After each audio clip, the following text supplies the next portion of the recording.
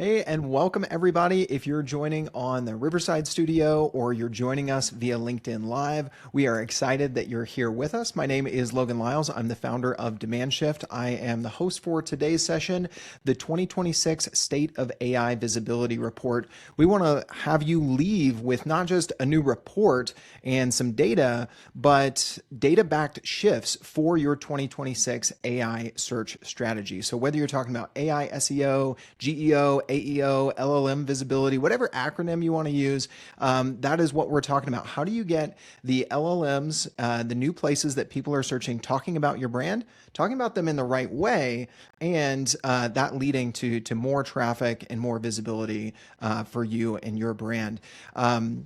Quick intros around the horn before we get into the agenda. I'm joined by Rico, CEO of CommonMind, Gianni Falzoni, Head of Growth at Visto, and Patrick Moorhead, co-founder of AI Trust Signals.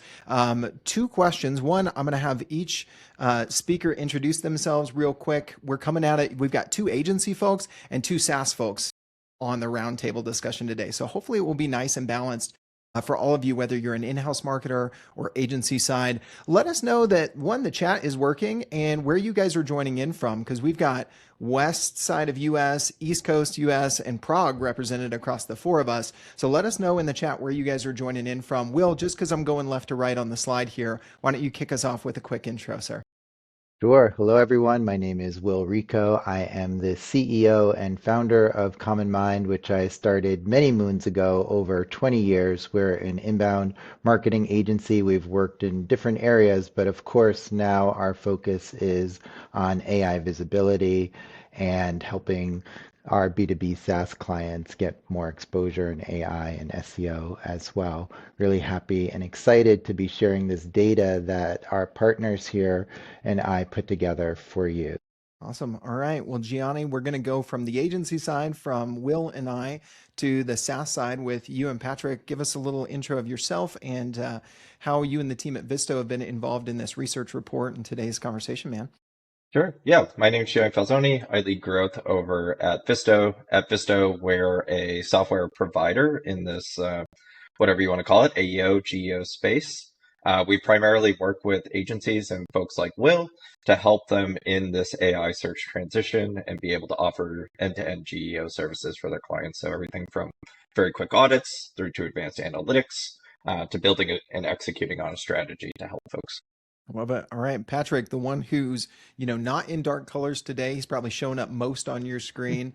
We'll try and balance out the conversation, but he, showed us up on the wardrobe today. Give us a little intro and background on yourself and AI Trust Signals. Hey, everybody, I'm Patrick Moorhead. I'm the co-founder of AI Trust Signals, which is a SaaS platform I created in partnership with Marcus Sheridan, which aims to try to uncover the performance of brands when it comes to trust signals. We define trust signals as the behaviors that brands need to engage in order to earn both human buyer trust and AI recommendations. Love that. Awesome, you guys. Let me know in the chat, any Marcus Sheridan fans on with us today. His journey has been one that's been fun to follow as he was early into inbound. And if you're familiar with his strategy with endless customers or his latest book, would love to hear that. Looks like Teresa, Tim, some of you guys are definitely familiar with some of Marcus's work that has influenced what AI Trust Signals is doing. All right, what are we going to cover today? You guys, we're going to look at the data. We surveyed over 165 marketers across industries, across company sizes. We'll give you some context onto who we surveyed, but most importantly, what that data shows us. There's a lot of talk and a lot of fear. We heard from you if you are joining today and you responded to the survey. A lot of fear and anxiety and ambiguity around AI search and visibility. We want to clear that up with some actual data. The measurement blind spot was one of the things in the full report, which we'll link to here in the chat in just a little bit, that we recognized, and we're going to give you 4 ways to fix it. And then I think we may have previewed this as 5 data back shifts, but we're just like Patrick, we're going to level up 1 and we're going to give you 6, and then of course answer your questions. If you're new to joining on Riverside, let us know in the Q&A. You should have that option, I think, over on the right near where you're at chat. Drop in your questions. You can ask them anonymously if you want to ask a dumb question. There are no dumb questions here. We're all trying to figure this out. So look forward to continued engagement in the chat, but also use that Q&A if you have specific questions as well. Will, kick us off. We mentioned this survey that gave rise to this report and this conversation. What was it about? What did we capture at a high level with the report? Yeah, so we're really blessed to work with such great partners like Gianni at Visto and Patrick at AI Trust Signals, Logan as well. So we're able to capture the insights from 169 different marketers across different brands and different industries. And as you could see, we have a pretty good diversity from a big cohort in the small business, like 1 to 10 employee size, but also going up across to enterprise level, over 5,000 employee companies. And we saw a lot of commonality between the responses that we got across industry. And then, of course, we got a lot of feedback from different industries. So our biggest cohort was in B2B SaaS, also big cohort in the agency world, but we heard from marketers who are in manufacturing, marketers who are in retail, e-commerce, and a real great variety to give us confidence in the data that we got back. Yeah, absolutely. Well, Patrick, one of the things that I know stood out to you and Marcus as you guys looked at the data here was what we're calling the urgency readiness gap. And this was true in B2B SaaS, in manufacturing, in home services, really across industries. What jumped out to you guys? Help folks understand what is this urgency readiness gap as we're defining it. What data pointed to that, and what does that mean for all of us today? Yeah, thanks. Here's the best way I can understand this for everybody. That doesn't mean it's the right way, but the way I read it is this. 88% of survey respondents said, oh my God, AI search, I gotta figure this out. I'm reading about it on LinkedIn. It feels like it's coming at me from every direction. I have no idea what it means. It doesn't seem like anybody else does either, but with that many people talking about it, it must be important.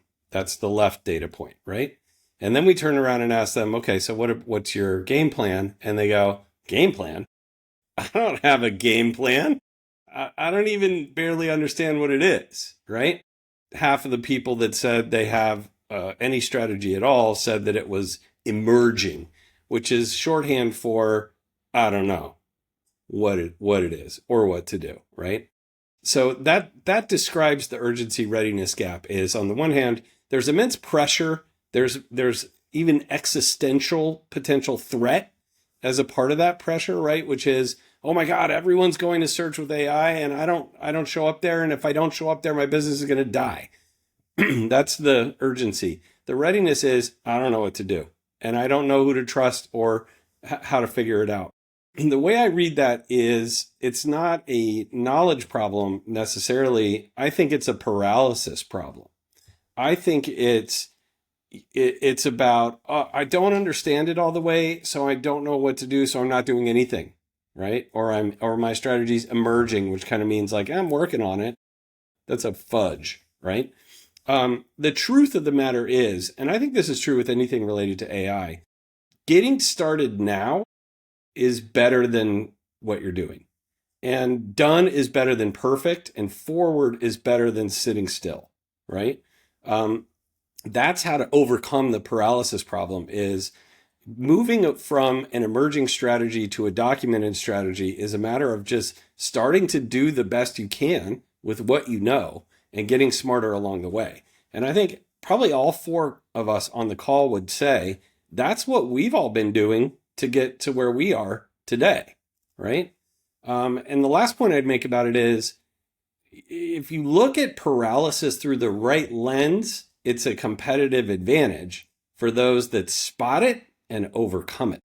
I think there's that opportunity for the competitive advantage. And, what you said about movement is really important, Patrick. It's kind of like, when was the best time to start investing? Well, 10, 20, 30 years ago, depending on how old you are. When is the second best time to start investing?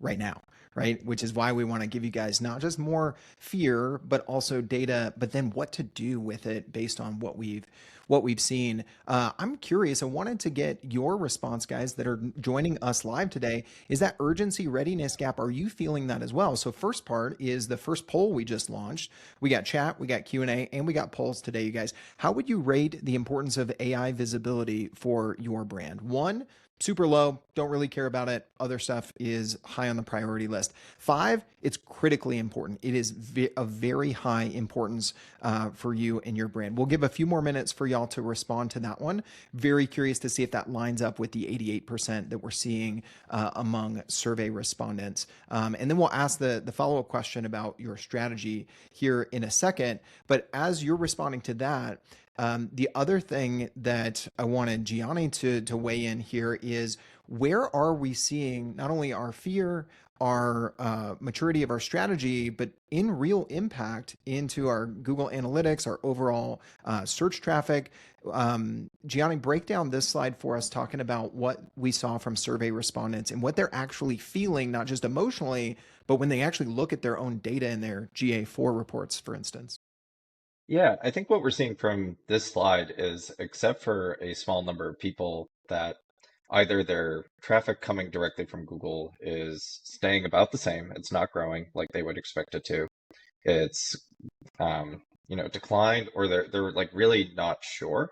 And I think if you even think about your own search experience, this is what's to be expected, and we're potentially only going to see more of this from traditional search engines.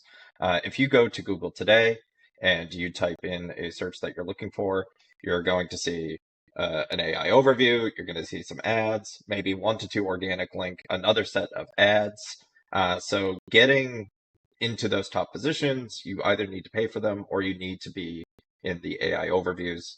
I even had a Google alert on my phone the other day. I clicked into it to just what I would imagine have gone to an article. I was brought into their AI mode and fed an AI mode answer where I'm going to begin to chat. So even Google is moving more towards these new search surfaces. And then I would say, I told this story to Logan once. I call it like the dad test. Like my dad, like, oh, he doesn't search things anymore. He'll just type it into ChatGPT and go for that type of search. And the more and more you can see just your own behavior changing, you have to imagine that extrapolates out to the rest of the community. So I think the message is AI search is likely here to stay. So time to start thinking about it and adapting to it. Yeah, absolutely. I just wanted to call out you guys. Thank you for your participation in the poll. We're about to launch a second one so we can see, how does this gap line up with you who are here with us live today. 77% of you ranked your AI visibility importance as critically important, number 5. Another 19% of you, number 4, which I would still say is high. 0 out of the dozens of people who are on with us today ranked it a 1 or a 2. So we see that similar, a very high importance. So let's ask the follow-up question.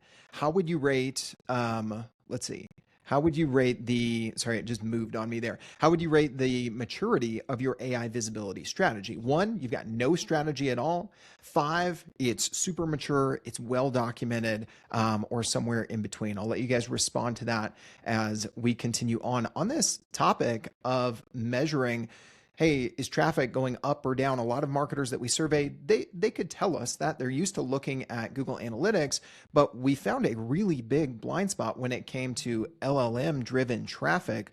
Will, what is this measurement blind spot and why is it important for us? Well, it's the classic you can't improve what you can't measure challenge. So here, when we asked marketers if they're able to see AI searches in their analytics, what they told us is 22% have no analytics set up at all for this, and then another 37% don't even know. Maybe they have a setup, maybe they don't. So effectively, 6 in 10 cannot clearly see their AI referred traffic in their analytics platform. And so it's a huge problem when it comes to making decisions about how to adapt to what Gianni was talking about in terms of how the Google search results are changing and how our human behavior is changing and how we look for information and recommendations. And the good news here is that this is a highly fixable problem. Our two partners here, Visto and AI Trust Signals, they exist specifically to help solve that problem. And we'll give you a full breakdown on how those options work. But also coming up, we have a couple of free DIY options. And so it's a solvable problem, and that's one of the reasons we're here today is to help you solve that. Yeah, absolutely, guys. So we're going to have some exclusive offers for you joining us live from Will and the CommonMind team, as well as Patrick and Gianni from their respective teams. So stay tuned for that. But we're also going to give you plenty of DIY options between access to the full report and applying that yourself, as well as some of the learnings from the remainder of the time that we've got together here. I just wanted to call out, thank you guys for participating in our second poll. Let me know with a reaction. Just give me a thumbs up with the react button down at the bottom in Riverside for those of you joining us in the live studio. If you're seeing the poll results live on your screen, I just want to double check, make sure you guys are getting that visual with our talking heads. Okay, I'm seeing thumbs up everywhere. I love that. So the number or the number one response, survey says, kind of Family Feud style, number one response on the maturity of our strategy is 2. So like just above a 1. So it's kind of like maybe we have a strategy, but we're not feeling real confident in it. Nearly half of you said that, and 0 said 5. So similar to how we had 0 on 1 as far as not important, we have a 0 on 5 as far as clear, documented, you're feeling really good about your AI search strategy. And that gap, I think that points to that urgency readiness gap is true for you guys, just like it is for our survey respondents. The other gap, Patrick, you and Marcus really looked at this across industries and noticed there's this doing versus believing gap. And so we asked survey respondents, what are you actively doing to increase AI visibility? And what do you actually believe drives AI visibility? We must have put a little bit of a few questions between these because I think we got some really honest responses. Tell us a little bit about what this gap is and some of the areas that stood out to you guys at AI Trust Signals. Happy to. Thanks for that. So it's related to the urgency readiness gap for sure. And I'll unpack what we think the relationship is. What this data seems to say is a lot of marketers are actively doing stuff and they either don't know why or they don't believe it's going to do anything for them, which raises some sort of fundamental questions like, why are you aimlessly pumping content and tactics out into the world without a grounded strategy, right? The gap between doing stuff and sort of not believing that it matters or that it's going to work is where your marketing budget goes to die, first of all, because eventually someone's going to come around and ask you why you're doing those things and why you're spending money on them. And you're not going to have a great story for it other than, I kind of think it might matter, right? So that is a risk. The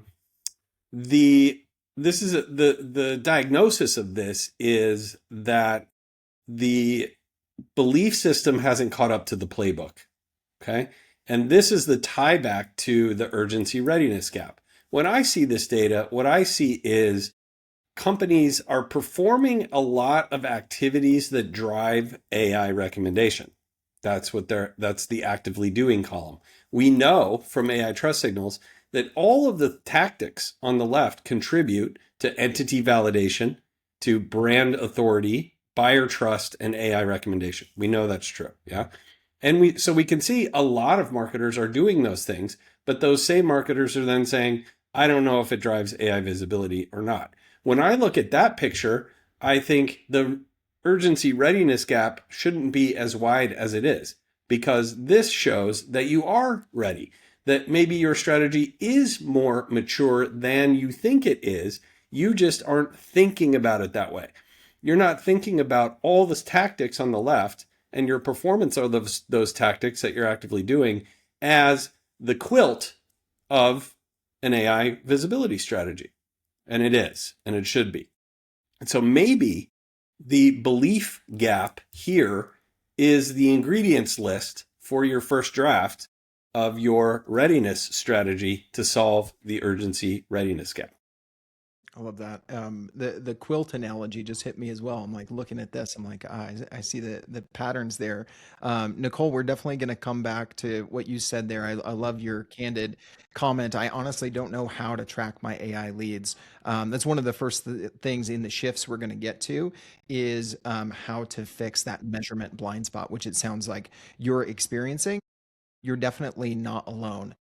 Speaking of helping you guys feel like you're not alone, we asked some questions about what are the biggest fears that you have with this shift towards GEO and not just SEO. I don't think any of the four of us here today will say that SEO is dead. I've heard Gianni say this a lot, that there's still SEO fundamentals, there's new things with GEO, and then there's areas that they definitely overlap. And so there are differences, but there are also points of overlap. So if that's one of your fears, let us just put that to bed. Will, maybe you could speak to these four buckets of fears that we heard from survey respondents. I'd also love to hear from you guys in the chat. Which one of these is your biggest fear when it comes to the future of AI search and visibility? Will, kick it off and let us know in the chat, you guys. Yeah, sure. So these are real quotes that came from people who responded to our survey, and I'm definitely curious to hear how they resonate with everyone here. But one marketing leader from a B2B SaaS brand shared with us that their biggest fear is the death of attributability, or I would say the death of attribution, and just worried about how are they going to prove that all these ingredients they're mixing together is leading to the end result of a tasty cake or sales and leads. And then another big fear people have is competition and how competition can manipulate the answers we're seeing in AI search results. So someone shared that it's very easy for a competitor to say we're better than X, better than this other brand, and have that show up as the truth in LLMs. And so that having others define the message for us and for our brand is been a worry we hear a lot. And then of course there's the issue with accuracy. Users. This is a quote from another senior marketer at an enterprise B2B SaaS brand. Users may trust AI summaries without clicking through to the official brand content. So whoever controls the source controls the answer. And then finally, like the pace, things are just moving so fast and changing every day. It's hard to keep up, and you feel like you're doing everything you can. So, Yeah, and that's echoed by Nicole. She just commented in the chat. Definitely pace. Patrick, part of the report. I know the quote that Marcus submitted was, this is the fastest moving target maybe we've seen as marketers in our lifetime and maybe in history. And so we need time in the sandbox, I think is the way that he said it. Of kind of when was the best time? Okay, 2 years ago. Second best time right now. So just want to encourage you guys, you're not alone in some of those fears. Let us know with the poll where you're kind of feeling it the most. All right. So we've kind of confirmed what's going on. What are we seeing? Is the feeling in the room here the same as we're seeing across different industries? The answers are yes, yes, and yes. So what is actually moving the needle? We're going to give you guys 6 specific things that you can take action on, shifts in the market based on the data that you can take advantage of, whether you're large, small, or various industries. And the first one is fixing the measurement blind spot. So Nicole, exactly to what you were mentioning maybe 5 minutes ago, we're going to have Will speak to, you guys will get a copy of this deck as well as the full report. So there are some links in here. But what are 4 ways people can fix the measurement blind spot, Will? yeah, so we saw this as a big issue for 6 of 10 of our respondents. And these are really 4 excellent fixes to that problem. The first one is very free, very easy. We have the ungated instructions here. If you cannot see AI-driven traffic in your GA4 reports, we have the instructions to create a GA4 exploration so you can see both which LLMs are sending traffic to your page and also which pages are getting those referrals. And second, if you haven't done it yet, go to Bing Webmaster Tools because they now have an AI performance report. And given the relationship between Bing and ChatGPT, there's some really valuable data in there. Third, AI trust signals. Of course, this tool, as Patrick shared, that he put together, gives you 19 different signals that influence how LLMs perceive and trust your brand and show how you're performing against each one. And what I love as well about AI trust signals is for almost every single one of these, not only are they a signal into whether LLMs have trust in your brand, but also whether the humans who are researching your brand will have trust in your brand as well. And then last but certainly not least, Visto is my favorite tool for monitoring a large set of prompts. So if you want to see your brand's visibility and the answers to those prompts across time compared to your competitors and measure that as you're making changes and taking some of the other recommendations that come from this webinar, other research you're done from AI trust signals as well, that Visto will help you do exactly that in a very user-friendly way. Absolutely. I see some questions in the chat. Christine, I tried to take 3 of these links for you guys and put them in the chat. So they are clickable. They are not necessarily on screen on the deck. However, you will get a copy of this deck in your inbox. So watch for that by end of day today, at least Mountain Time. I know we got some folks in Europe with you, Patrick. So might not be by end of day your time because it's already getting late there. But Christine, there are links there to not only those instructions for GA4 exploration from Will and his team, but also kind of preempting a few of these offers from AI Trust Signals and Visto. You can get an instant AI Trust Signals report with that link. Visto also has a free account setup where you can run audits for not only yourself, but for your clients for free during their 14-day free trial. So you can check out those with those links as well. So thank you guys for the questions. I love to see people are leaning in. So let's talk a little bit about fixing content structure. Gianni, I'm going to kick it over to you because this is something that you guys see oftentimes in the audits that are run on Visto by agencies and end user brands. Talk to us a little bit about content structure, because I think this is good news for a lot of marketers that are saying, I don't know about my AI visibility. My competitors are showing up more. I need to create even more content. I'm already overwhelmed. What the heck do I do? So let's give them some good news, Gianni. Yeah. So fixing content structure really relates to one of the key things that you can do to move the needle in terms of visibility. So when I talk to agencies and clients, the hundreds of thousands of different things that you can do to affect your AI visibility, they really kind of roll up into one of 3 buckets. It's either, going after third parties that the model trusts to try to get them to talk about you. There's creating the new content. But what I think is probably the lowest hanging fruit is reviewing and updating your website for this concept of AI readability. And let me explain what we think about when we talk about AI readability is you probably notice when you go to ChatGPT or any of the other models, more and more often the model does a search of the internet.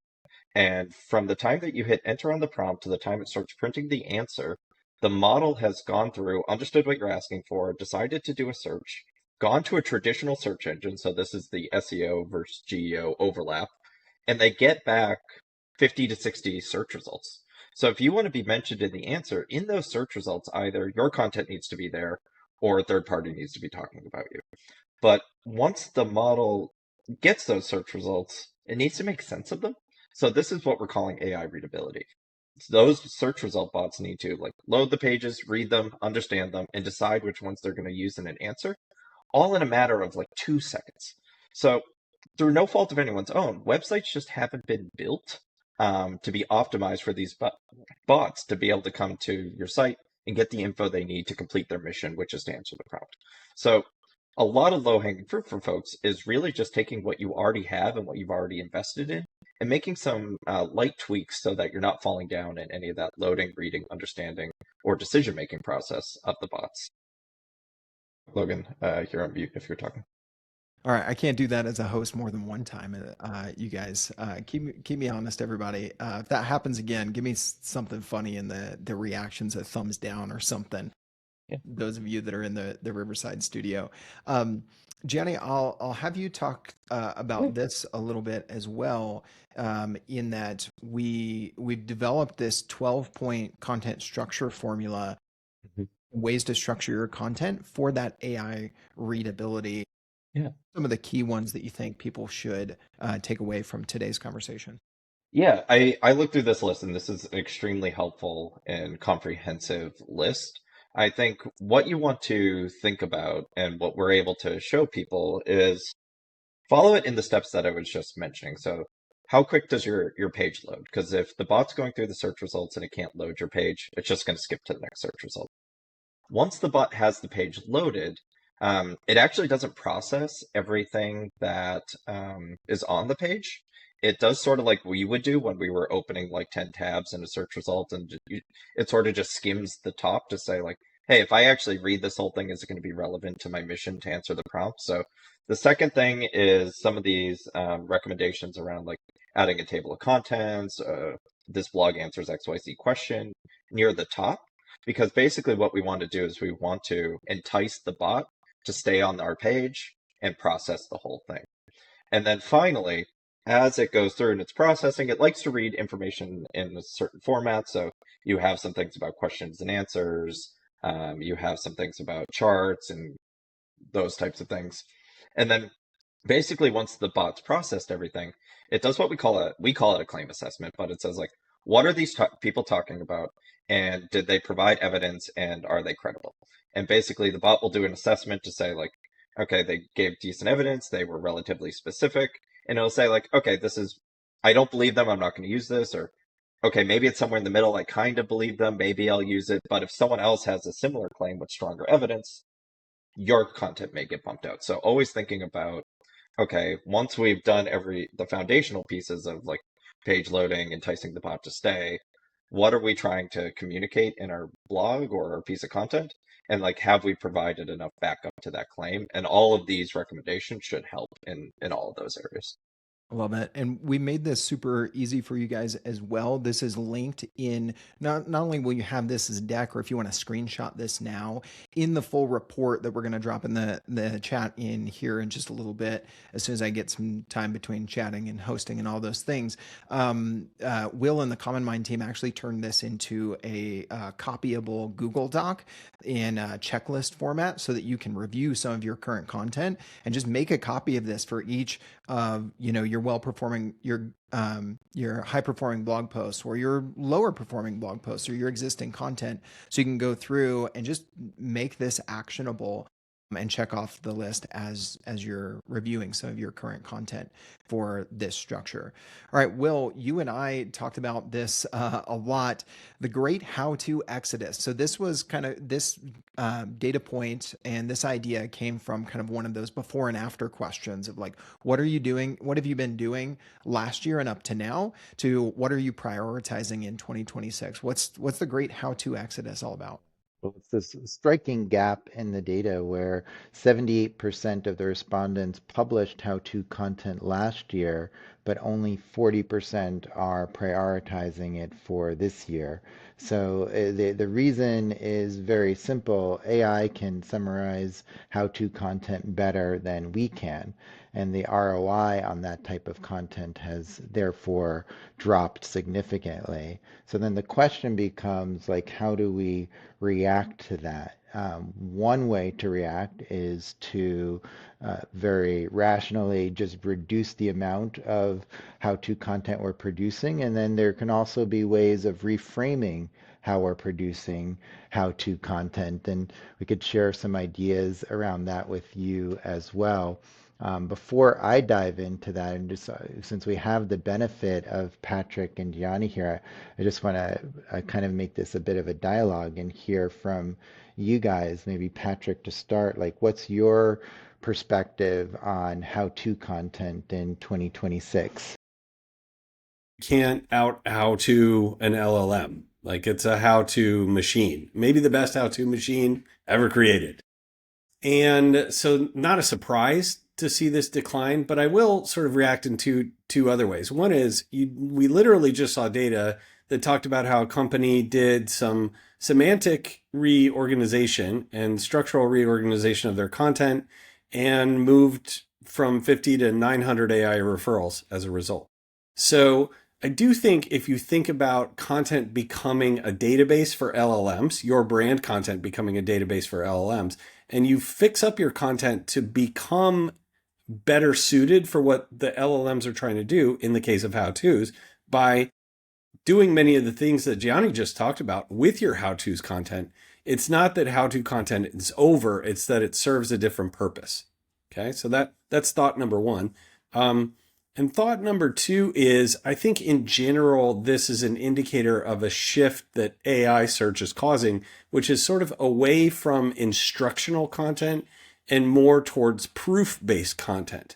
So the argument for that could be that instead of telling people how to do something, you can still tell people how to do something, but include how well it works and how you proved that it works.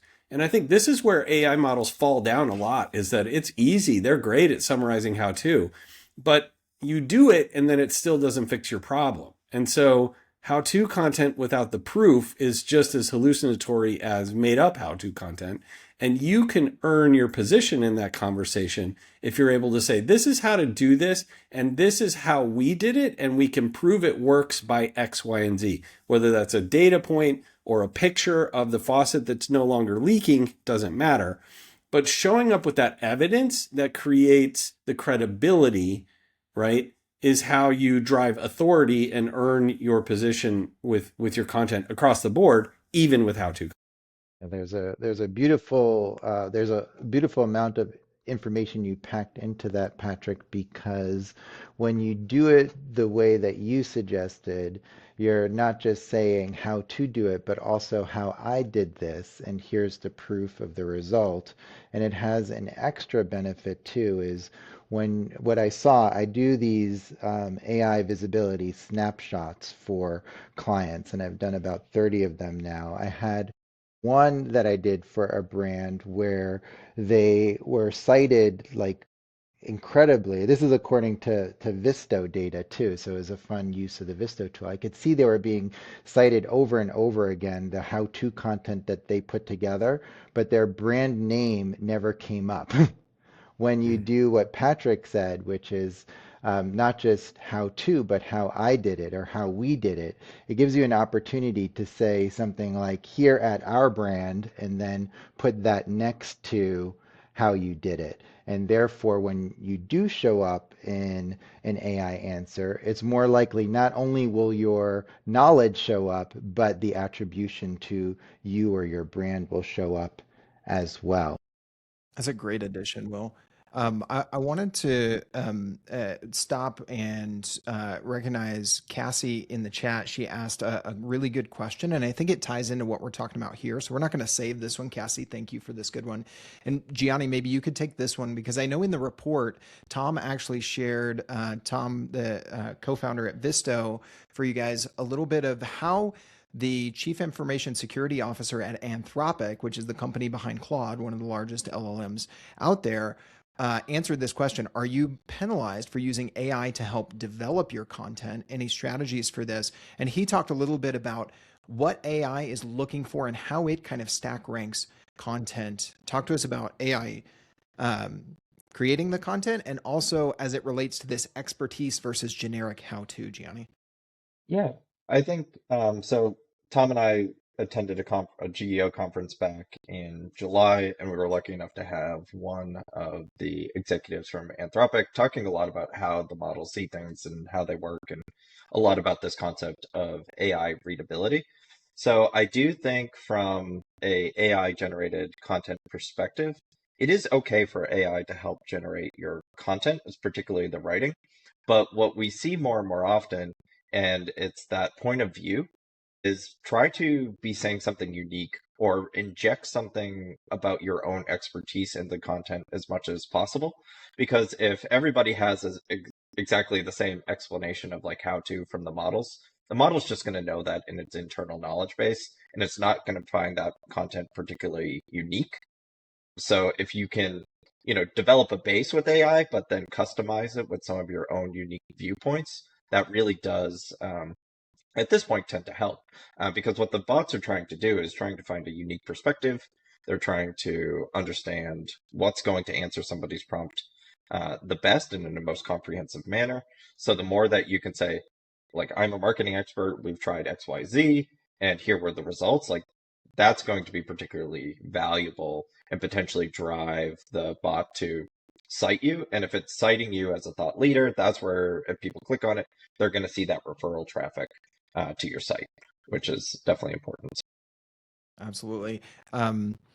And you guys, we are going to talk a little bit more about how can you get more of that expertise and that experience of your brand and your internal experts between your four walls, even if you're a fully remote team, between your within your four digital walls. Here in just a bit, in I think shift number 6. So, you guys, let's touch on shifts 4, 5, and 6 here in the next little bit, and I think we'll have probably 5 minutes to get to some Q&A. There's some good ones coming in via the chat. Patrick, I'm going to have you talk a little bit about reviews, because I know that AI trust signals. Trust is in the name of the platform that you guys have built. Reviews, third-party citations can go a long way. Tell us a little bit about what you guys saw in the data and some action items based on this shift from your perspective. Yeah, look, I don't think if you've been paying attention, this should be very surprising. Of course, when you think about human buyers, reviews are critical to how we make decisions about things we buy. In the world of They Ask You Answer and Marcus Sheridan, it's got its own category in the Big Five. And that's because it matters. How products are rated and reviewed by other users is critical.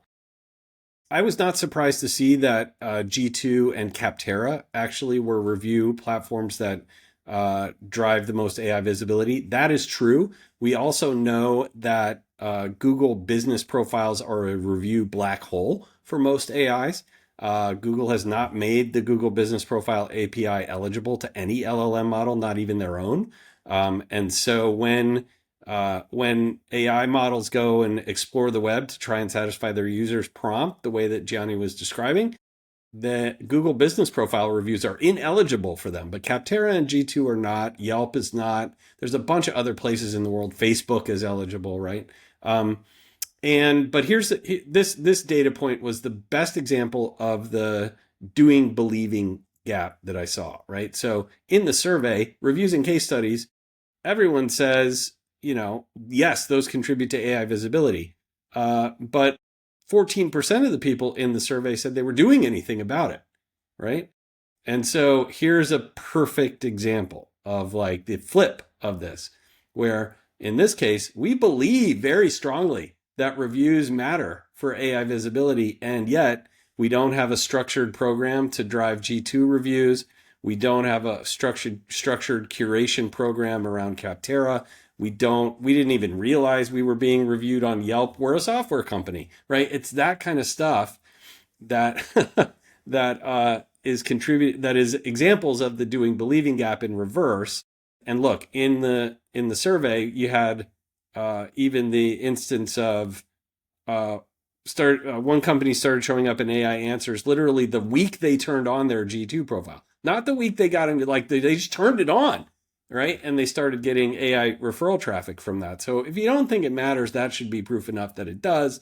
And it should be proof enough that a review strategy that is structured and that is continuous and that is curated if we all believe that's important, then part of our urgency readiness gap should be putting some structure into how we're doing that so that we can take advantage of it, right? Absolutely. I love that. Just a call to action to you guys. That was one of those success stories that just kind of jumped out when we asked kind of an open field question in the survey of, what things have worked for you guys. And we saw this of like just starting down the reviews path, got us more mentions within a week. So there's definitely some power there. The fifth shift, if you will, Oh, was all just about. Logan too. I Oh, want go to ahead. just kind of hark back to something too that Patrick said Oh early yeah, on go is for it. that a lot of us as marketers become paralyzed. Like even when we know all of the things that we need to do, we have all the little pieces of the quilt that we have to sew together. We don't know which piece to start with. And the call to action with reviews is how powerful they have been for helping with AI visibility. If you're going to prioritize something, this is well worth doing.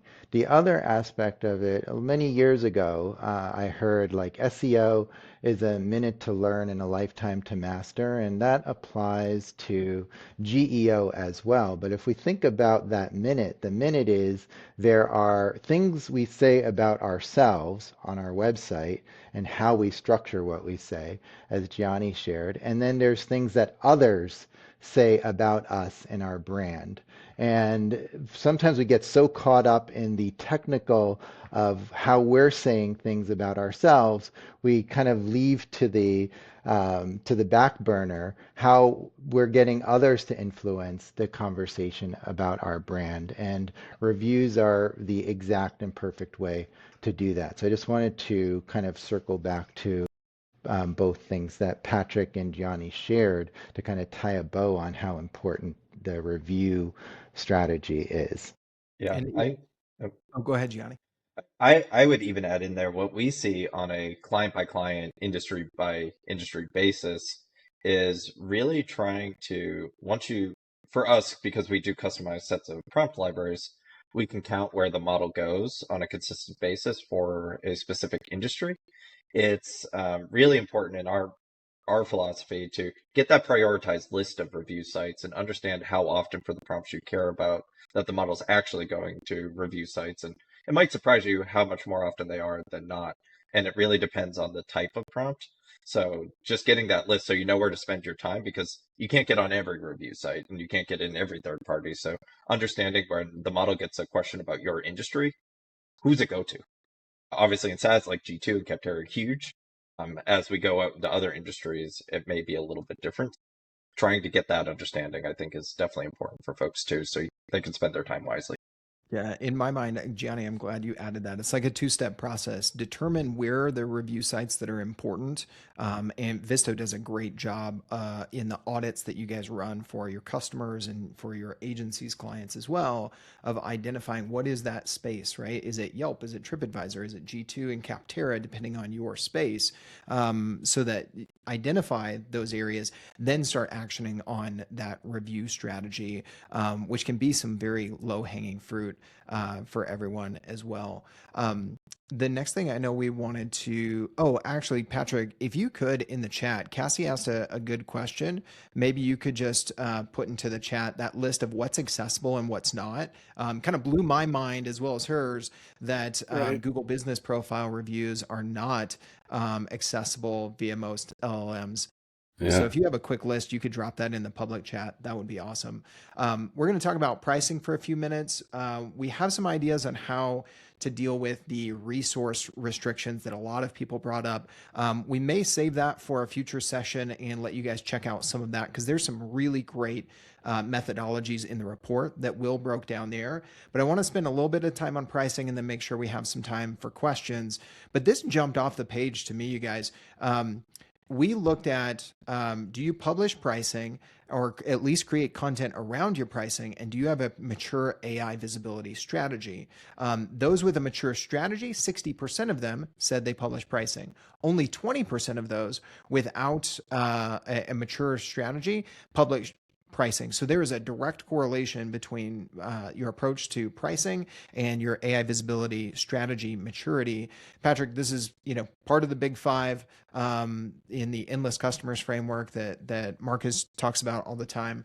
So share with us some of your thoughts around Should you publish pricing? What do I do if my leadership doesn't want us to publish pricing? Those sorts of things. Yeah. So just a quick reaction to the data on the previous slide. That's not a coincidence, right?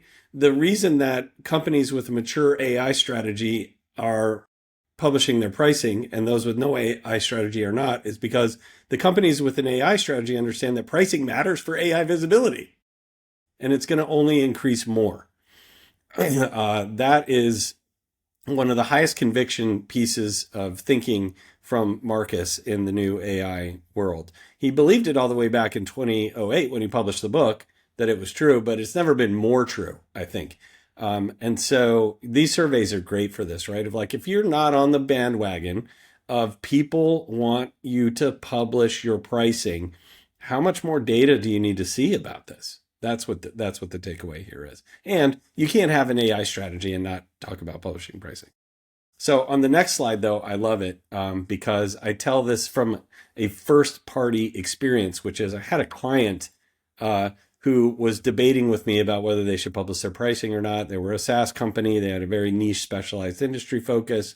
And executive leadership team was going around and around about all the reasons why they were special and different. And they couldn't publish their pricing because it would scare customers or it would box in salespeople, or it might change later, or it's too nuanced for the average shopper to understand it. And then I pulled up a ChatGPT window and I did a category search around pricing for their competitors and them asking specifically ChatGPT about their pricing for their product. And it pulled their competitors' pricing and presented it as their pricing. And it was significantly higher than what their actual answer to that same question would have been. So the point of this slide is to say, it's not really up to you. Like if you publish your pricing or you don't publish your pricing, AI is going to know your pricing. And that's a threat. And it's very similar for human buyers. If you publish your pricing, your human will know your pricing. And if you don't publish your pricing, don't kid yourself in thinking that your human buyer is somehow not going to know how much your solution or your product costs, right? They're either going to know or they're going to think they know. Because they're going to have the wrong answer, just like in your example. So They're not either going to way, have it's no not good answer. for you. They're going to have a wrong answer or the right answer, right? Yeah, and it's about narrative control, right? So when it comes to something as important as pricing, are you going to leave that story up to AI and your competitors about you, or are you just going to swallow hard and tell the truth? Absolutely. Well, I love that. We've been getting some more engagement in the chat and the questions, you guys. So let's jump to those here in just a second. But I wanted to just call out these offers for you guys who are joining us live. As Will mentioned, him and the team at CommonMind do a lot of what they call AI visibility snapshots. And if you want to see if you qualify to get some outside perspective, some hands-on help from CommonMind and the team, you can check out the link there to see if you qualify for some basically free consulting to look at where's the state of your current AI visibility, what are maybe the 3 quickest things that you can do to improve that and get an action plan, really no strings attached. So see if you guys qualify there. The next thing I wanted to bring up is that Visto, especially for those of you on the call who are marketing agencies or consultants of any kind, one thing I really love that they're offering you guys is a 14-day free trial, no credit card required, by the way. You can run unlimited audits, so not only your brand, but all of your clients to see where they sit. Imagine taking your full client roster, running GEO, AEO audits for them, and being able to say, hey, here's what we found. Let's have a conversation about revisiting your SEO and GEO strategy. Very, very powerful if you're doing client work in the SEO and GEO space at all. And then last but not least, I love what Patrick and the team at AI Trust Signals do. You can see your score range for 4 specific trust signals across 3 prioritized tiers. Again, for free, you can get an instant report by clicking that link going to aitrustsignals.com. So check those out, you guys. I think that each of those can definitely help you guys as you think about how to address the urgency readiness gap and that doing believing gap. Both of those gaps, I think, are affecting a lot of us. So here's kind of a recap of the the 6 shifts, but I want to get into some of the Q&A because there were some really good ones here. Let me pull up here. Gianni, I think there was one for you when we were talking about Sure. structure. Daniel said for an FAQ page, should it just be a list of answer questions with answers? What if you have a clickable drop down like accordion? Can the bots scroll across accordions? Like, are there some technical things with the content structure we should be thinking about to optimize for those search engine bots? I have to double check on that one. So at one point when the bots first came out, they weren't able to. However, you've seen how fast they're building data centers and buying chips. The bots are getting smarter, 8 to 10x smarter, very quickly. So the idea, though, is that, and this came from that same conversation with the CISO of Anthropic, is that they're going to get to the point where they can navigate a site the same way a human would. So right now, I have to double check like where they are today on March 26th, but yeah, they're going to get to the point where they can start to navigate some of that stuff.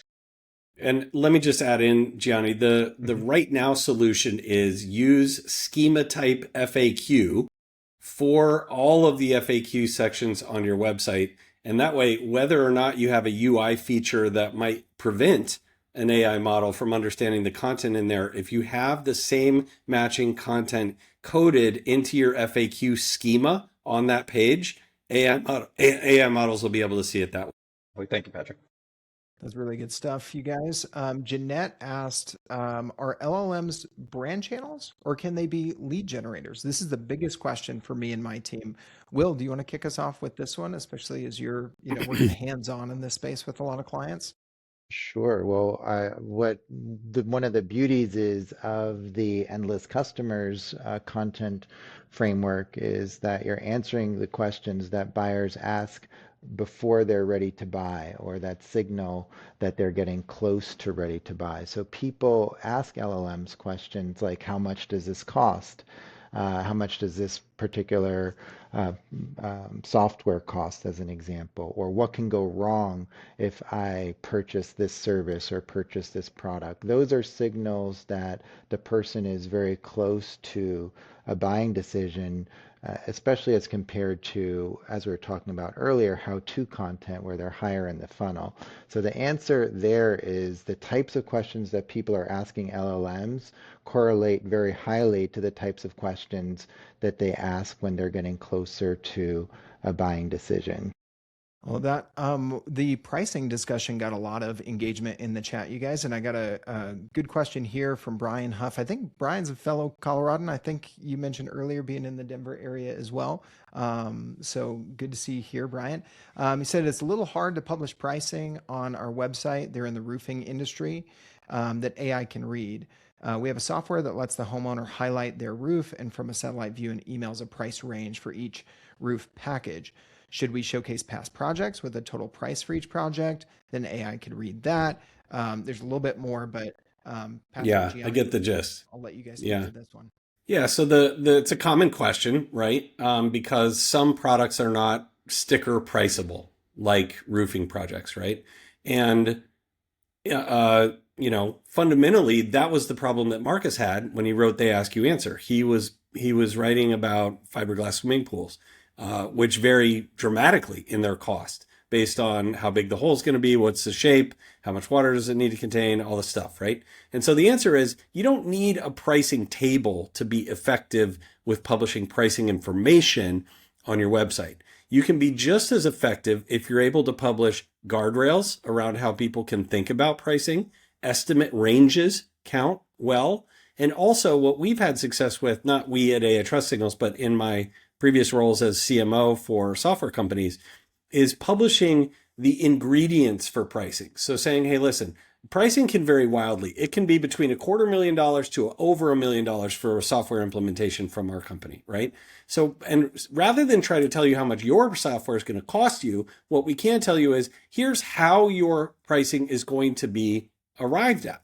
It's going to have these two components. These components have each 3 ingredients. Depending on your specific answers to these ingredients for these 2 components, these are what drive cost.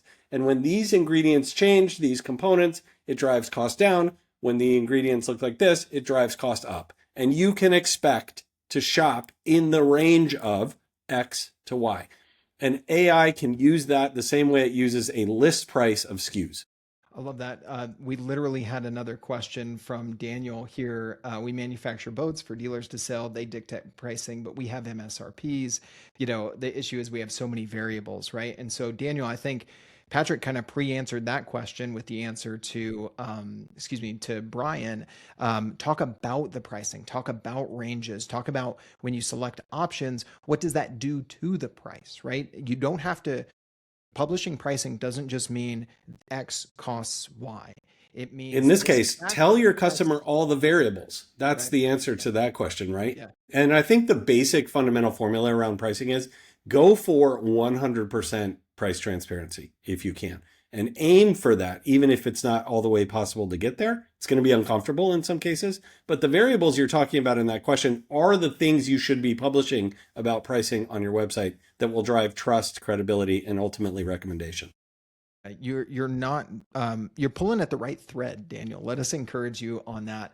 That's right. Gianni, since you guys work with a lot of agencies, this one's anonymous, but I can tell it's coming from a marketing agency. So I'll let you chime in on this one as we wrap. Do you think getting into AEO for clients versus just SEO? What do you think about this? Will there be long-term staying power? How do you think about evolving the business model here? Yeah, like I said earlier, I do think AI search is here to stay. I think people are changing the way that they go out and get information. That being said, a lot of what makes good SEO currently does make good GEO. However, there are significant technical differences on either side that can't be ignored. I personally think instead of having a line of business around SEO and a line of business around GEO, it's probably going to evolve into I call it like an SEO plus package. So just thinking about search in all the different areas that you need to. You can't ignore the traditional search engines since they power the models, and then you can't ignore the models and how they go and retrieve information. So I think it's just a new world of search, and I don't think it's going anywhere. Right now, it's early days in terms of GEO, and there's a lot of low-hanging fruit.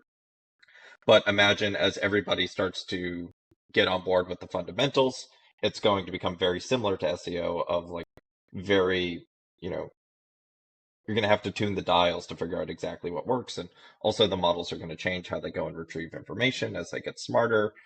So it's not going anywhere, and it's going to continue to evolve is what I think. So getting ahead of it now and starting to learn, I think, like we were saying most of the time on the webinar, is better than waiting for it to be figured out.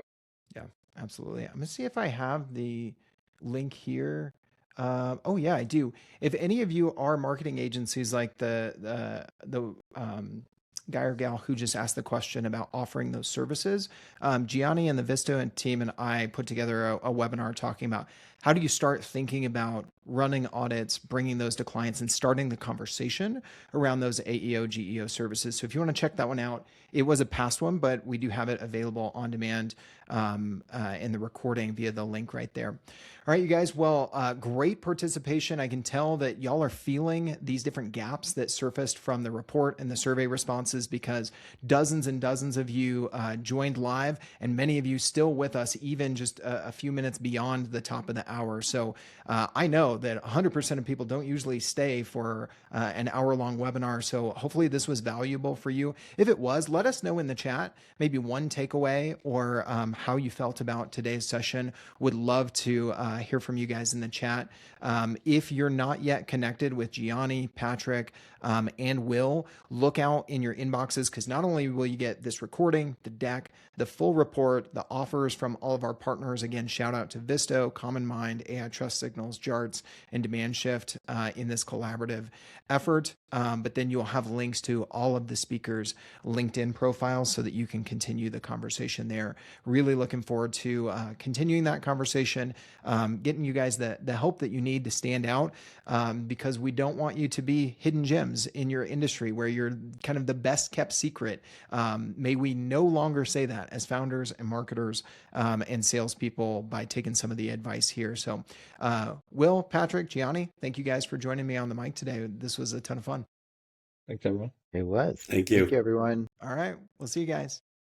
Ciao.